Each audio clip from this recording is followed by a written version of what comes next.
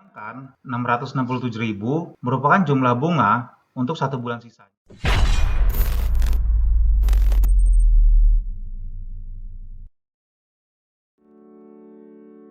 Utang wesel jangka pendek atau short term notes payable merupakan janji tertulis untuk membayar sejumlah uang pada tanggal tertentu di masa depan dalam jangka waktu di bawah 1 tahun. Dibanding utang dagang biasa, utang wesel dapat menyediakan bukti formal kepada kreditur bila terjadi wan prestasi di masa mendatang. Sebagian besar utang wesel mengharuskan debitur untuk membayar bunga.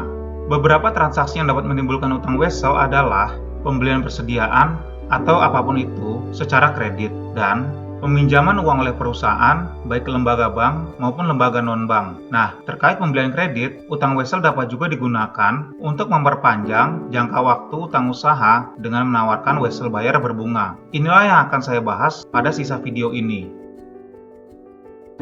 Jadi, dalam kasus ini, perusahaan dapat mengganti utang usaha dengan utang wesel. Ini biasa terjadi ketika perusahaan yang membeli persediaan secara kredit dari pemasok tak mampu memenuhi kewajibannya hingga saat jatuh tempo.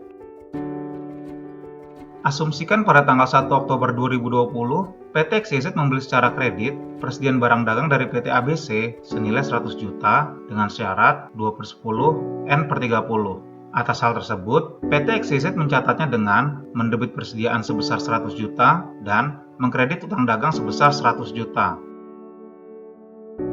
Pada tanggal 1 November 2020, ketika utang tersebut jatuh tempo, PT XYZ membayar dengan tunai sebesar 20 juta. Untuk sisanya sebesar 80 juta, PT XYZ mengajukan perpanjangan ke PT ABC dengan menerbitkan utang wesel jangka pendek atau wesel bayar 90 hari dengan bunga 10%. Atas hal tersebut, PT XYZ mencatatnya dengan mendebit utang dagang sebesar 100 juta, mengkredit kas sebesar 20 juta, dan mengkredit wesel bayar sebesar 80 juta. Dari entry ini, dapat dilihat bahwa penerbitan wesel bayar oleh PT XYZ tidak menyelesaikan utangnya, namun mengubah sisa utang yang belum terbayar sebesar 80 juta menjadi utang wesel berbunga.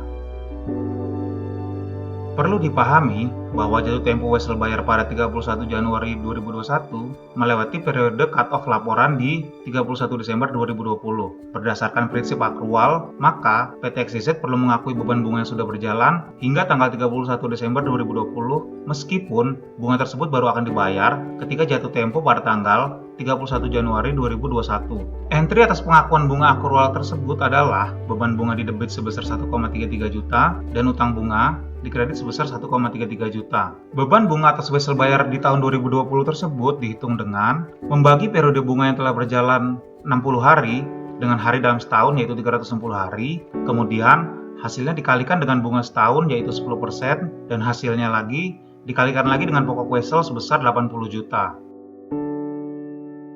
Pada tanggal 31 Januari 2021, ketika PT XYZ melunasi utang wesel beserta bunganya, entry yang dibuat adalah wesel bayar didebit sebesar 80 juta, utang bunga didebit sebesar 1,33 juta, beban bunga didebit sebesar 667.000, dan kas dikredit sebesar 82 juta.